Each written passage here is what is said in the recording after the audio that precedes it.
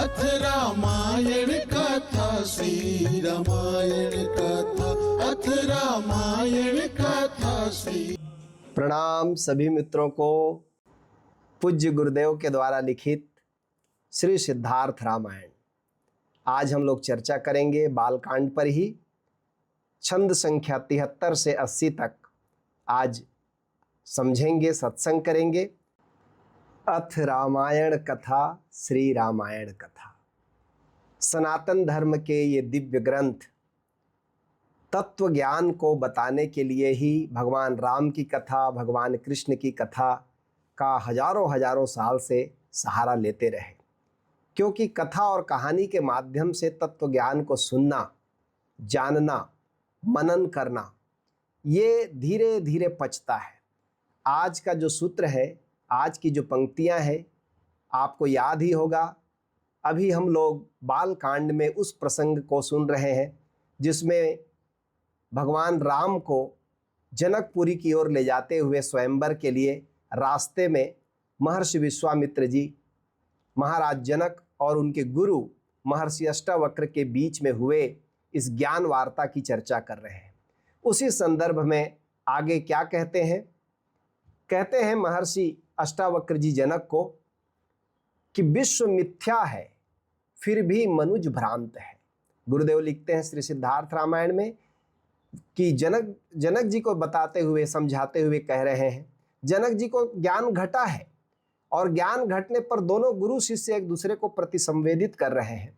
कहते हैं विश्व मिथ्या है फिर भी मनुज भ्रांत है, मोह से मुक्त योगी सुखी शांत है, विज्ञ हो तात तुमको इशारा बहुत, मूढ़ मति अपनी धुन में ही रहता है धूत। संसार मिथ्या है। मिथ्या का क्या अर्थ हुआ? मिथ्या का यह अर्थ नहीं हुआ कि संसार नहीं है। संसार तो है, हम लोग उसी में जी रहे हैं। पहाड़, नदियां, तालाब, वृक्ष, मनुष्य सब सत्य है। विश्व मिथ्या है का मतलब, मिथ्या शब्द का अर्थ होता है ऐसा वस्तु जो पहले नहीं था, अब है और फिर एक दिन नहीं हो जाएगा, जो आने जाने वाला है। उसके लिए हमारे आर्ष ग्रंथ मिथ्या शब्द का उपयोग करते हैं। स्वप्न को मिथ्या कहते हैं क्योंकि स्वप्न जब आप देखते हैं तब तो होता है, लेकिन जब आप जागे हैं तब स्वप्न का कोई अस्तित्व नहीं है। तो ऐसे ही ये लंबा 70 साल 80 साल जो आप जीते हैं, 100 साल जीते हैं, इस जीते हुए घड़ी में जो देखते हैं ये एक बड़ा लंबा सपना सिद्ध होता है। इसीलिए महाराज जनक को समझाते हुए कहते हैं अष्टावक्र जी कि विश्व मिथ्या है फिर भी मनुज भ्रांत है, मोह से मुक्त योगी सुखी शांत है। मूल श्लोक में महर्षि अष्टावक्र जी ने कहा, नाना आश्चर्य मिदम विश्वम न किंचिद इति निश्चयी, निर्वासनः स्फूर्ति मात्रो न किंचिद इव साम्यति। अनेक आश्चर्यों वाला यह विश्व कुछ भी नहीं है। ये बड़ा चमत्कार पूर्ण दिखाई पड़ने वाला विश्व कुछ भी नहीं है, मिथ्या है। ऐसा जो निश्चय पूर्वक जानता है। महर्षि अष्टावक्र जी शर्त लगाते हैं, सुन करके मान नहीं लेना है कि विश्व मिथ्या है। ऐसा जो अपने अनुभव से जानता है, ऐसा जो किंचिद इति निश्चयी, जो ऐसा निश्चय पूर्वक जानता है, और फिर उसके लिए क्या होता है, वह वासना रहित हो जाता है।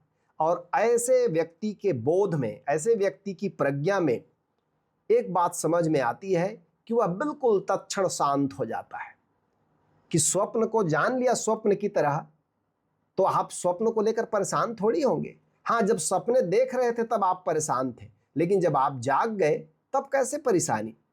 कहते हैं ये जो आश्चर्यों भरा विश्व है, शांत व्यक्ति को ऐसे लगता है जैसे सपना मात्र हो। ओशो कहते हैं ये सत्य लगता है विश्व, क्यों? तुम्हारी वासना के कारण, कामना के कारण। वासना ही इसमें प्राण डालती है। वासना के हटते ही प्राण निकल जाते हैं विश्व में से। ये नाना आश्चर्यों से भरा हुआ विश्व अचानक स्वप्नवत हो जाता है, मायाजाल हो जाता है। और इसीलिए योगी जो है मोह से मुक्त हो जाता है। गोस्वामी जी ने रामचरितमानस में लिखा है कि ये जो मोह है यही सारी बीमारियों की जड़ है। मोह सकल व्याधिन कर मूला, तिन ते पुनि उपजहि बहुसूला। सारी बीमारियों की जड़ मोह है और फिर उससे नाना प्रकार के दुख पैदा होते हैं। और मोह का यहाँ क्या अर्थ है? मोह का अर्थ है अज्ञानता। आप नहीं जानते तत्व से, न स्वयं को न विश्व को। और उस अज्ञानता की नजर से जब आप देखते हैं तो सत्य मालूम पड़ता है, और फिर आप इसके लाभ हानि जय पराजय में विचलित होते रहते हैं, चेतना कपती रहती है। लेकिन अष्टावक्र जी कहते हैं महाराज जनक को कि तुम बड़े समझदार हो, विज्ञ हो तात, तुमको इशारा बहुत, मूढ़ मति अपनी धुन में ही रहता है धुत। तुम बड़े प्रज्ञावान हो जनक, तुम मेरे कहने मात्र से समझ गए थोड़ा सा। और जो विज्ञ रहता है, जो मूल श्लोक में महर्षि अष्टावक्र कहते हैं जो सद्बुद्धि है, प्रज्ञावान है, वो व्यक्ति थोड़े से उपदेश से भी कृतार्थ हो जाता है। यथा तथो उपदेशेन, जरा सा इधर उधर का थोड़ा सा उपदेश भी सुन ले, कृतार्थ। सत्व बुद्धिमान, जो सत्व बुद्धि वाला है वो कृतार्थ हो जाता है। आजीवम अपि जिज्ञासु परस्तत्र विमूढ़यति। लेकिन असत बुद्धि वाला, कामनाओं से भरा बुद्धि वाला व्यक्ति इस बड़े बड़े उपदेश, बड़े बड़े गुरु के संग साथ बैठकर शरीर से चिपक कर रहने पर भी समझ में नहीं आता। मूढ़मति किसको कहते हैं? मूढ़मति का अर्थ है ऐसा व्यक्ति जो अपनी ही बनाई हुई दुनिया में रहता है, अपने कल्पना की दुनिया में रहता है, अपना एक निजी दायरा बना लिया है। वो फुलिश माइंड है, वो कभी सार्वभौमिक या अस्तित्वगत दृष्टिकोण नहीं अपनाता, वो अपने विचारों को थोपते रहता है और खुद को सीमित रखता है। ऐसा व्यक्ति मूढ़मति है। और मूढ़मति की क्या दुर्गति होती है? वो बस इसी संसार के झालम झोल में फंसा हुआ परेशान रहता है, उसकी जिंदगी को वो जी नहीं पाता, ढोता है। कहते हैं महर्षि अष्टावक्र जनक जी को आगे, बंध विषयों में रस, अद्भुत पंक्तियां हैं, ध्यान से सुनिएगा। बंध विषयों में रस, मुक्ति उनसे बिरस। पूछा था ना शुरू में महाराज जनक ने अष्टावक्र जी को, कथम ज्ञानम अवाप्नोति, कथम मुक्तिर भविष्यति, वैराग्यम च कथम प्राप्तम, एतद ब्रूहि प्रभो। पूछा था कि ज्ञान कैसे होता है, मुक्ति कैसे होती है और वैराग्य कैसे घटित होता है, आप मुझे बताइए। तो उसी का उत्तर बता रहे हैं महर्षि अष्टावक्र। कहते हैं बंधन क्या है? विषयों में रस। मोक्षो विषय वैरस्यम बंधो वैसायिको रसः। विषयों में रस ही बंधन है, मुक्ति उनसे विरस। मोक्षो विषय वैरस्यम, अब मुक्ति उनसे विरस हो जाना। विषयों में बंधन कैसे है? विषयों में बंध कैसे हो जाता है? रस लेने से। ये जो ऑब्जेक्ट वाली दुनिया दिखती है, जो बाहर की दुनिया दिखती है इंद्रियों से, इसमें हमको रस पैदा हो जाता है। यद्यपि उसमें से कोई भी रस नहीं देता, लेकिन ऐसा लगता है कि रस मिल रहा है। ये ठीक ऐसा उदाहरण है जैसे आप देखे होंगे कभी कभी कि कुत्ता जो है वो सूखी हड्डी को चबाता है। सूखी हड्डी को चबाता है तो सूखी हड्डी में तो कोई रस है नहीं, लेकिन सूखी हड्डी के खरोच से उसके मुंह में खुद का ही खून निकलने लगता है और खुद के ही खून के स्वाद को समझ लेता है कि हड्डी से रस आ रहा है। यही संसार में रस लेने वाले व्यक्ति की हालत है। वो भी सोचता है कोई स्त्री सुख दे रही है, कोई पुरुष सुख दे रहा है, कोई धन कोई पद सुख दे रहा है, और वो विषयों में अटक जाता है। यही बंधन है। एताम ए देव विज्ञानम यथेच्छसी तथा कुरु। इतना ही विज्ञान है बस। मुक्ति का विज्ञान कितना है? एक लाइन में गुरुदेव उसको बहुत ही सुंदर हिंदी अनुवाद कर दिए हैं, बंध विषयों में रस, मुक्ति उनसे विरस। यदि विषय वासनाओं में रस नहीं है, विरस हो गए, तो आप मुक्त हैं, अलग से किसी सर्टिफिकेट की जरूरत नहीं है। कहते हैं तत्व का बोध राजन खतरनाक है। कहते हैं ये बस ज्ञान को तो इतना ही मानो, इतना ही ज्ञान है। ज्ञान के लिए ज्यादा आपाधापी करने की जरूरत नहीं है। गहरी समझ चाहिए कि विषय पर रस छूट जाए। लेकिन इतना आसान भी नहीं है, क्योंकि एक जन्म की बात नहीं है, जन्मों जन्मों की आदत है हमें। असल में हमारे विषयों के प्रति रस कम और उसके प्रति जो हमारी जड़ आदतें हैं वो हमको मजबूर करती हैं। आदतें इतनी ताकतवर हो गई हैं कि हम जानते हुए भी, यह जानते हुए कि ये गड्ढा है, फिर उसी में गिरते हैं। यही मुश्किल है आदमी का। इसीलिए शुरू में गुरुदेव ने उसके लिए जो शब्द उपयोग किया बहुत ही प्यारा है, मूढ़मति। मूढ़मति का मतलब जानता है कि आग जलाएगी और फिर भी हाथ उसी में डालता है। जानता है कि संसार के संबंधों में सिवाय दुख के कुछ नहीं मिलेगा, फिर संबंध बनाता है। ये मूढ़मति है। कहते हैं इतना ही ज्ञान है कि तुमको विषय से रस छूट जाए, विरस हो जाओ, तो तुम मुक्त हो, अभी मुक्त हो। अतृप्ति ही तो बंधन है, और अतृप्ति के कारण ही अहंकार प्रबल होता है, और फिर अहंकार की बहुत सारी संतानें हैं, काम है, क्रोध है, लोभ है, ईर्ष्या है, द्वेष है, ये सब उसी के संतान है। फिर वो जन्म देते चला जाता है। एक अहंकार आया कि सब उसके साथ पीछे पीछे आ जाते हैं। फिर सारे विषयों में रस और विषय की आवासनाओं की पूर्ति के लिए आपाधापी जीवन भर दौड़।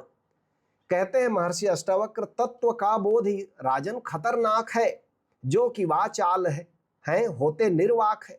ये बड़ी नई बात महर्षि अष्टावक्र जी ने कही कि ये जो तत्व ज्ञान है, ये जो स्वयं के स्वरूप का बोध है, ये इतना हैरान कर देने वाला है, इतना अवाक कर देने वाला है कि जो बोलने वाला आदमी है, जो छोटी छोटी बातों को बड़ा बड़ा फैला कर बोलता है, बड़े व्याख्याकार है, वो चुप हो जाता है, मूक हो जाता है, क्योंकि इतना बड़ा अनुभव घटा है कि उसको बोले तो कैसे घटे।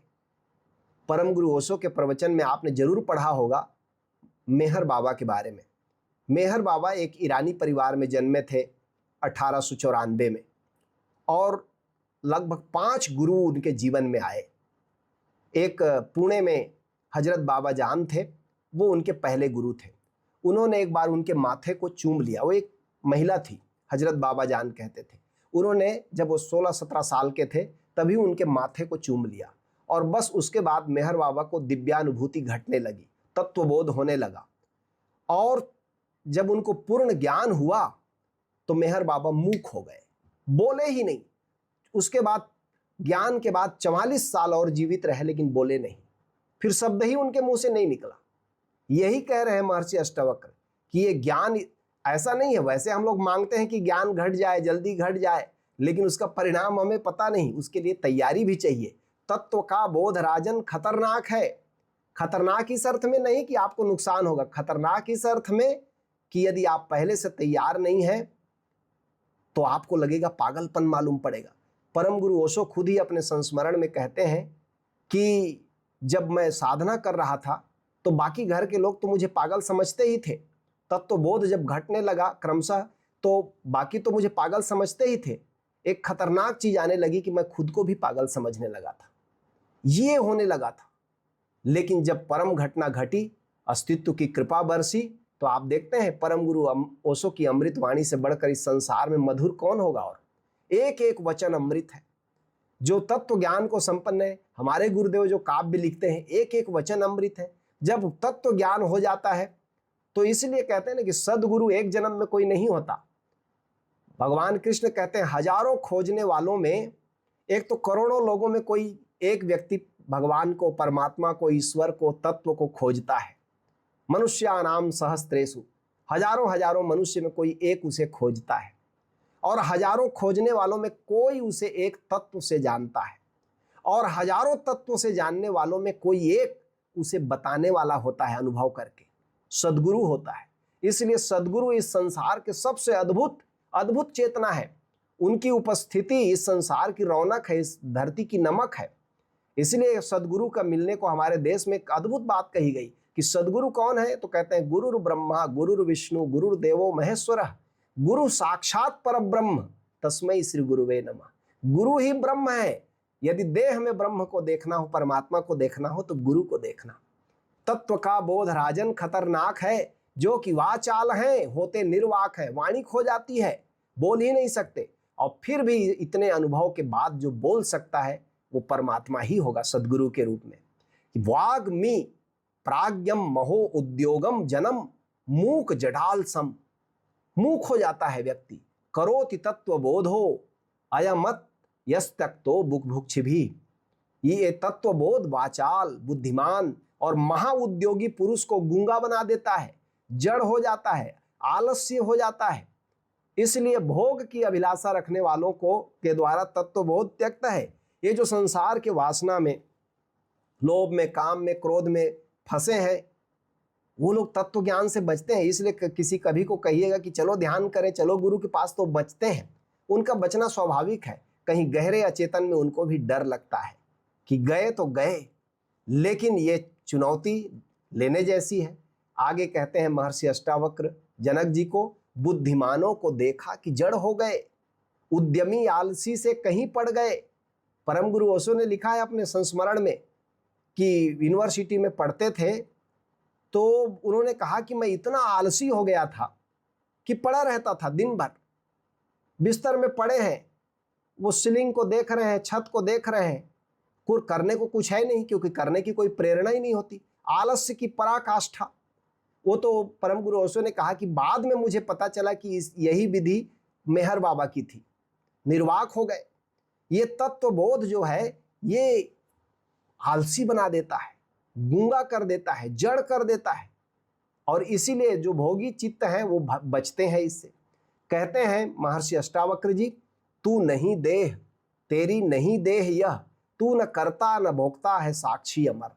अनुभव करो इस बात को, न त्वम देहो न ते देहो, भोक्ता करता न वा भवान, चिद्रोपसी सदा साक्षी निरपेक्ष सुखम चर। तू शरीर ही नहीं है। सारा झंझट तो शुरू होता है अपने को शरीर मान लेने से। हम शरीर में रहते हैं, हम शरीर नहीं है। आप कमरे में बैठे हैं तो आप कमरा नहीं हो गए हैं, हाँ कमरे के अंदर आप बैठे हैं, ऐसे ही शरीर के अंदर आप बैठे हैं, लेकिन आप शरीर नहीं हो गए हैं। ये मिलन हो नहीं सकता, चैतन्य का और पदार्थ का मिलन हो नहीं सकता। तू शरीर नहीं है, न तेरा शरीर है। और कहते हैं महर्षि अष्टावक्र, भोक्ता करता न वा भवान, न तो तू भोक्ता है न करता भी नहीं है। तो कौन है? करोति, कहते चिद्रोपसी, तू चिद रूप है, सदा साक्षी चैतन्य रूप है, निरपेक्ष है। इस बात को जानकर अभी सुखी हो जा, अभी मस्त हो जा। तू नहीं देह, तेरी नहीं देह यह, तू न करता न भोक्ता है साक्षी अमर। जरा सा आप बैठे कभी अलग से और खोजे अपने पैर के नाखून से लेकर सिर के बाल तक कि मैं कहाँ हूँ शरीर में, मैं कौन हूँ, जिसको मैं कहता हूँ वो कहाँ पर है। तो आप पूरे शरीर के भीतर भीतर यात्रा करेंगे, लेकिन मैं जैसा कोई पॉइंट नहीं मिलेगा आपको जिसको आप कह सकें पिन रख कर कि ये मैं हूँ। हाँ, लेकिन ये भी नहीं कह सकेंगे कि मैं नहीं हूँ। फिर यात्रा किसने किया? पैर के नाखून से सिर के बाल तक। वो जो यात्रा करने वाला है वह चैतन्य, वही चैतन्य है, वही साक्षी है, वही निराकार है, वही तुम हो। कह रहे हैं, एक जगह कबीर साहब ने बड़ा प्यारा वचन कहा है इस पर। कहते हैं, तेरे घट में राम तू काहे भटके, तू कहाँ खोज रहा है आनंद खुशी तृप्ति। तेरे घट में राम तू काहे भटके, जैसे अग्नि बसत पथरी में चमकत नहीं बिन पटके। अरे जैसे चकमक के पत्थर में आग छुपा है, लेकिन जरा रगड़ोगे तो प्रकट हो जाएगा, बिना रगड़े प्रकट नहीं होगा।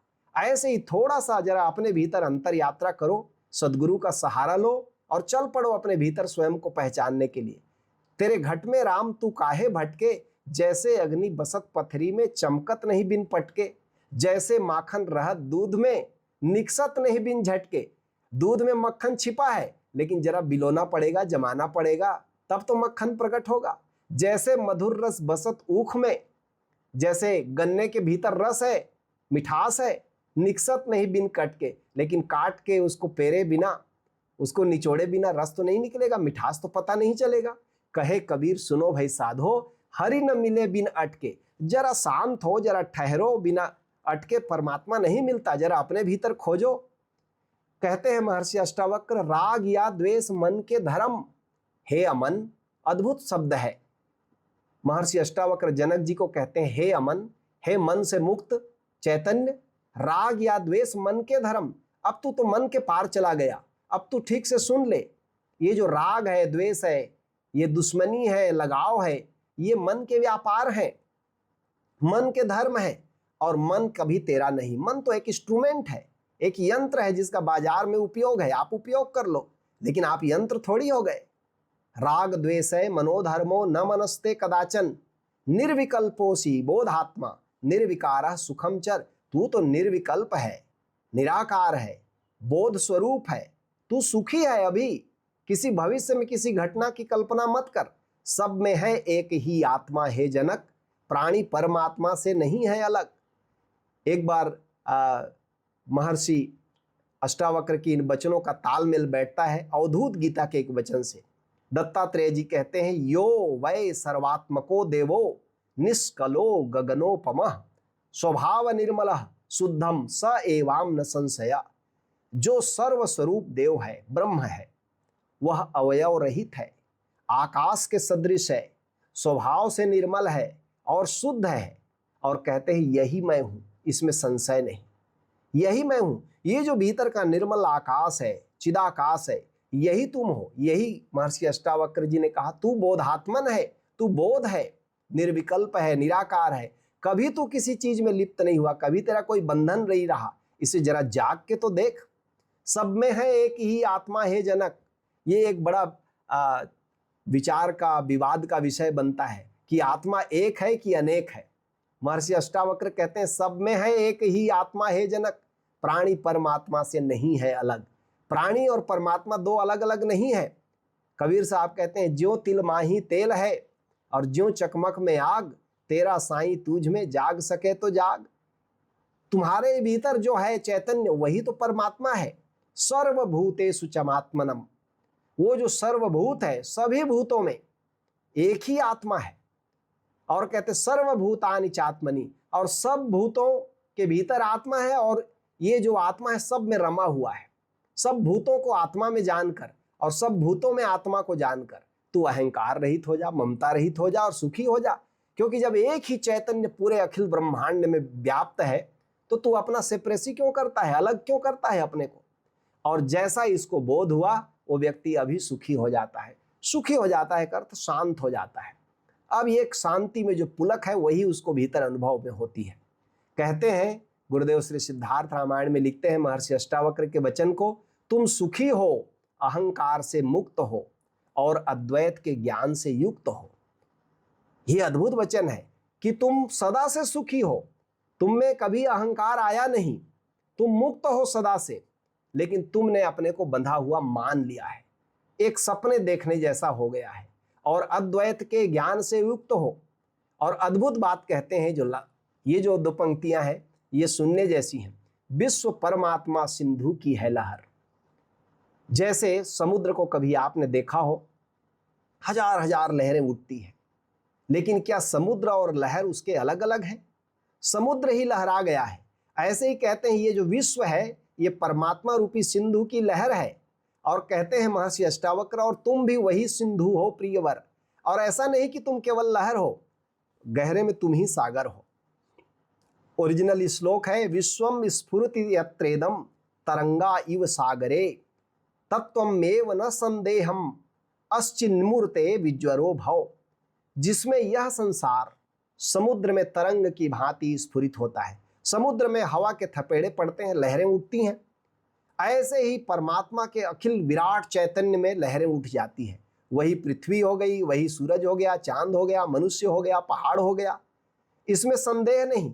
लेकिन गहरे में तू वो चिन्मय है जिसमें ये लहरें उठती है। इस बात को जान और ज्वर रहित हो, संताप रहित हो, अभी सुखी हो। विश्व परमात्मा सिंधु की है लहर और तुम भी वही सिंधु हो प्रियवर। कहते हैं महर्षि अष्टावक्र, तुम प्रकृति से परे, तुम हो परमेश्वर। ये बड़ी से बड़ी घोषणा है। अब्राहमिक जो धर्म है, क्रिश्चियनिटी है, इस्लाम है, यहूदी है, इतनी ऊंचाई की घोषणा नहीं करते। ये भारतीय ऋषियों की, ये सनातन धर्म की ऊंचाई है कि कहते हैं तुम ही हो परमात्मा। मंसूर ने घोषणा कर दी अनहलक कि मैं ही परमात्मा हूं, मैं ही सत्य हूं, मैं ही हक हूं। तो इस्लाम के झंडाधारों ने मार डाला। बर्दाश्त नहीं कर पाए कि कोई व्यक्ति अपने को ब्रह्म घोषित करे, स्वयं को ब्रह्म कहे। और यहां गुरु स्वयं शिष्य को घोषित कर रहे हैं। कहते हैं महर्षि अष्टावक्र कि तुम ही हो, तुम प्रकृति से परे, तुम हो परमेश्वर। सौम्य, मत मोह कर, श्रद्धा कर, श्रद्धा कर। ये अभी जो नया नया अनुभव आया है, नया नया चैतन्य का बोध हुआ है, इसमें श्रद्धा कर। इसको संदेह की दृष्टि से मत देख कि कहीं मैं सपना तो नहीं देख रहा हूं। हमारे समर्थ गुरु धारा में लोग, साधक लोग आते हैं तो अक्सर प्रश्न पूछते हैं। जब उनको समाधि लगती है तो पूछते हैं कि ये जो समाधि लगी कि मैं नींद में चला गया था, ये जो मुझको अनुभव हो रहा है आनंद का, खुशी का, कहीं मेरा मन का भ्रम तो नहीं है। बिल्कुल श्रद्धा नहीं हो पाती, संदेह होता है। इसलिए महर्षि अष्टावक्र भी कह रहे हैं जनक जी को कि ये जो नया नया अनुभव तुमको घटा है इसमें संदेह मत करना, क्योंकि पुरानी जड़ आदतें हैं। ऐसा नहीं है कि एक व्यक्ति एनलाइटेंड हो गया तो फिसल नहीं सकता, वो फिर जड़ आदतें पकड़ सकती हैं। इसलिए सौम्य, मोह मत कर, श्रद्धा कर, श्रद्धा कर। देह है आज, कल क्या पता हो न हो, आत्मा आती न जाती है, शाश्वत हो। ये अद्भुत वचन है। कहते हैं श्रद्धस्व तात श्रद्धस्व नात्र मोहम कुरुत्व भो ज्ञान स्वरूपो व भगवन्नात्मा त्वम प्रकृते नरः। इसमें श्रद्धा कर इस ज्ञान रूप में कि तू ही भगवान है, तू ही परमात्मा है, तू प्रकृति से परे चिद्रूप है। आनंद गीता में गुरुदेव ने लिखा है, सबके भीतर बैठा साक्षी अब कहो आत्मा या ईश्वर। वो सबके भीतर बैठा है, सबके भीतर बैठा साक्षी अब कहो आत्मा या ईश्वर। तुम हर सवाल उससे पूछो मिल जाएगा सम्यक उत्तर। साक्षी का नित्य स्मरण करो, यह ज्ञान योग है वर्ण करो। अथ साक्षी शरणम गच्छामि भज ओसो शरणम गच्छामि। वो भीतर ही साक्षी आपके बैठा हुआ है चैतन्य रूप में। ये आत्मा कहीं आती जाती नहीं। परम गुरु ओशो ने बहुत ही सुंदर इसको समझाया कि आत्मा कहीं आती जाती नहीं, आपका शरीर आता जाता है, देह आएगा जाएगा, इधर से उधर घूमेगा, जिएगा, मरेगा, लेकिन वो जो आत्मा आकाशवत है उसका आना जाना नहीं होता। इसको ओशो उदाहरण देते हुए कहते हैं कि बाजार तुम गए और तुमने एक घड़ा खरीद लिया, तो घड़े के भीतर जो आकाश है, शून्याकाश है घड़े के भीतर, वो तुम्हारे साथ आया। लेकिन याद करो, क्या वही आकाश बाजार का जो घड़े के भीतर था, वही आकाश तुम्हारे घर तक आया? नहीं, आकाश तो अचल है, वो चलता ही नहीं, वो तो स्थिर है, अचल है। इसलिए घड़ा बहुत चलेगा इधर से उधर, लेकिन उसके भीतर का आकाश कहीं नहीं जाता आता। वो जहां घड़ा जाता है वहीं के आकाश को अपने भीतर प्रतिबिंबित कर लेता है। कहते हैं सबके भीतर वही आत्मा एक ही है, वो आता जाता नहीं है, वो आने जाने वाला नहीं है। कहते हैं गुणे संवेष्टितो, ये गुण के कारण, सत रज तम गुण के कारण गुणों से लिपटा हुआ शरीर आता है और जाता है। देहस तिष्ठति या आति याति च, ये आने जाने वाला है। आत्मा न गंता ना गंता, न तो आने वाला है न जाने वाला है आत्मा। किमे न मनु सोचती, आत्मा न तो जाने वाली है और न आने वाली है, इसके निमित्त तू किस लिए सोच करता है? जो वास्तविक संपत्ति है वो तो तुम्हारा शाश्वत है, सनातन है। देह तो आने जाने वाला है ही, उसके लिए तुम चिंता ना करो। कहते हैं महर्षि अष्टावक्र, देह जाए अभी या रहे कल्प तक, इससे क्या फर्क पड़ता है चिन्मय जनक। अभी देह गिर जाए कि हजारों हजारों साल जिए। पश्चिम में एक बीमारी है, आपने सुना होगा, लंबा जीने का। लंबा जियो, कोई बुराई नहीं है, लेकिन उसके लिए सारा उपद्रव, जो जीवन मिला है उसको जी नहीं रहे, खाली भविष्य का इंतजाम कि कितना लंबा जी सके, देह को कितना लंबा किया जा सके। आज ही मैं पढ़ रहा था कि भारत में हर दिन करीब करीब 26 से 27 हजार नए बच्चे पैदा होते हैं प्रतिदिन, एक दिन में। मर जाते हैं इतने, और पैदा कितने होते हैं? 60-65 हजार लोग पैदा होते हैं। जन्मने की दर ज्यादा है, मृत्यु की दर कम है, इसलिए जनसंख्या बढ़ती है। ठीक है, मनुष्य चाहता है देह उसका लंबा जिए। सभी राजा, सम्राट, धनपति यही प्रयास करते हैं कि लंबे से लंबे जी सकें। लेकिन कहते हैं महर्षि अष्टावक्र, देह तो एक दिन गिरेगा ही, आज गिरे कि कल गिरे, इससे क्या फर्क पड़ता है हे चिन्मय जनक। लेकिन ये जनक, तुम्हारे भीतर जो चिन्मयता है उसके तो गिरने का कोई सवाल नहीं। तुम हो चिन्ह मात्र, जग भिन्न तुझसे नहीं, क्या भला क्या बुरा, क्या गलत क्या सही।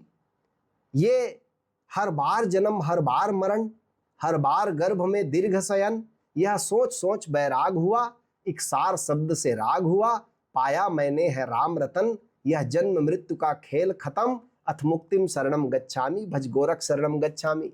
गोरख गीता हमारे आचार्य कुलदीप जी व्याख्या करते हैं। गोरख गीता में गुरुदेव ने लिखा है कि हर बार जन्म हर बार मरण, हर बार गर्भ में दीर्घ शयन, यही खेल बार बार चल रहा है। जब तक अपने को आप देह मानेंगे तब तक ये खेल चलेगा।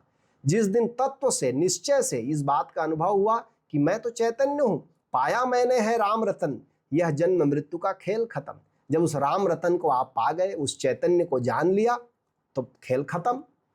कहते हैं तुम अनंत महासमुद्र में, इस विश्व रूपी तरंग में अपने स्वभाव से विश्व पैदा होता है, अस्त होता है, लेकिन तेरा न तो वृद्धि है न तेरा नाश है, न तो तू आने वाला है न तू जाने वाला है।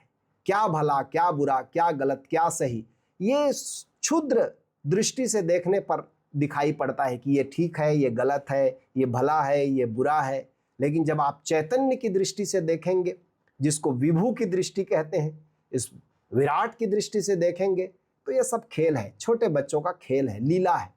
कहते हैं महर्षि अष्टावक्र, शांत अविनाशी चैतन्य आकाश हो।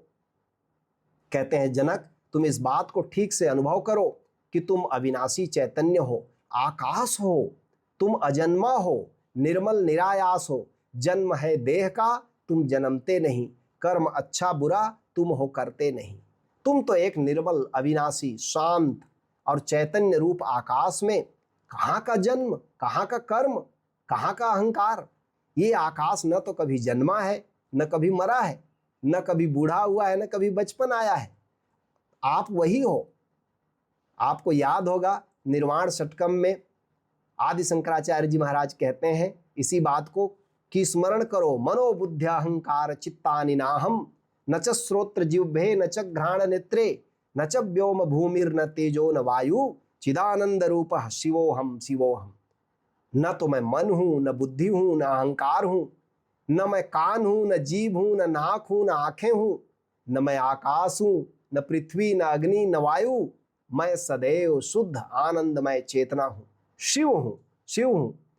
अहम निर्विकल्पो निराकारो विभुत्वाच सर्वत्र सर्वेंद्रियाणाम। मैं बिना किसी परिवर्तन के और बिना किसी रूप के मैं हर जगह मौजूद हूं। सुनिए इस वचन को, अहम निर्विकल्पो, मैं निर्विकल्प हूं, निराकार रूपो, विभुत्वाच सर्वत्र सर्वेंद्रियाणाम, सब जगह मौजूद हूं, सभी इंद्रियों के पीछे खड़ा हूं। और कहते हैं न च संगाम न चासंगतम नैवर मुक्तिर्न मया। न तो मैं किसी चीज से आसक्त हूं और न किसी चीज से मुक्त हूं। चिदानंद रूपः शिवोहम शिवोहम। मैं आनंदमय चेतना हूं, शुद्ध आकाश हूं, शिव हूं, शिव स्वरूप हूं। यही महर्षि अष्टावक्र ने जनक जी को कहा और जनक जी तत्क्षण ज्ञान को उपलब्ध हो गए। कोई सत्व बुद्धि वाला व्यक्ति इसे बड़े भाव से ग्रहणशील होकर सदगुरु के श्रीमुख से सुने तो ज्ञान के लिए कुछ करना नहीं पड़ता। ये एक अद्भुत सांख्य का मार्ग है। भगवान कपिल इसके प्रस्तोता है। महर्षि अष्टावक्र, महर्षि रमन और हमारे अपने युग में जय कृष्ण मूर्ति ने इसकी बड़ी ऊंचाइयां प्रकट की। ये सांख्य दर्शन कहता है कि जब आप जानना चाहते हो तो किसी पूर्ण गुरु के पास बैठो और बड़े ग्राहक भाव दशा से, शिष्य भाव से सुनो और सुनने मात्र से वह घटित हो जाता है, क्योंकि करने के लिए कुछ है नहीं। हाँ, जब सुनने में घटित ना हो तो फिर करने को बहुत कुछ है।